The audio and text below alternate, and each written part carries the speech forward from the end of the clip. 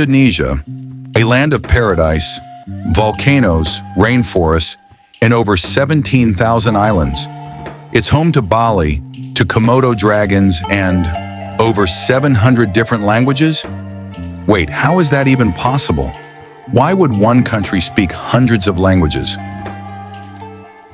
Hey everyone, I'm Sam, and welcome to my channel where we uncover the world's most fascinating cultures.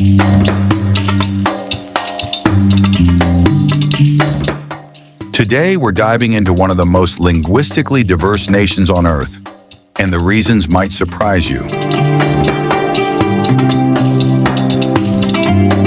Geography and isolation. To understand Indonesia's language puzzle, you have to look at the map.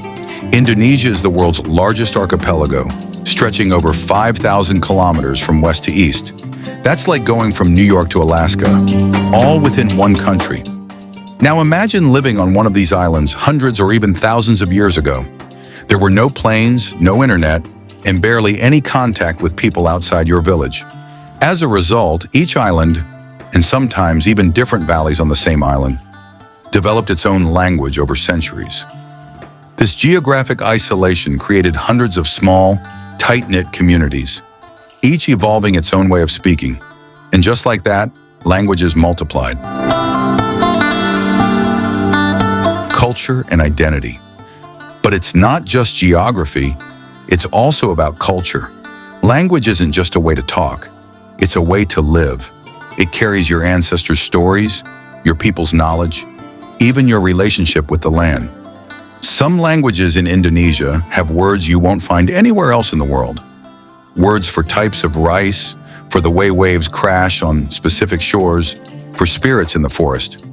Each of Indonesia's more than 1,300 ethnic groups expresses their world through their language. And in many places, to lose your language means losing a piece of who you are. Trade, colonization, and the birth of a national language. Now here's the twist. For such a linguistically diverse country, Indonesia has only one official national language, Bahasa Indonesia. This language is actually a standardized version of Malay, a trading language used across Southeast Asia for centuries. When Indonesia fought for independence, it needed a language to unite the nation. So in 1928, youth leaders declared, one nation, one people, one language, Bahasa Indonesia. Today, Bahasa Indonesia is spoken by more than 200 million people. But here's the thing, it's almost nobody's mother tongue. Most Indonesians grow up speaking a local language at home and learn Bahasa Indonesia at school. Endangered languages and the fight to preserve them. While Indonesia's diversity is incredible, it's also under threat. Out of those 700-plus languages, over 150 are endangered, some with only a handful of elderly speakers left. When young people stop learning their ancestral language, that language risks disappearing forever. And when a language dies, we lose unique ways of seeing and describing the world. But there's hope. Across Indonesia, communities are fighting to save their languages. From recording oral histories to teaching children in bilingual schools, people are rediscovering the beauty and power of their native tongues. Indonesia's linguistic diversity is a treasure, a living museum of human expression.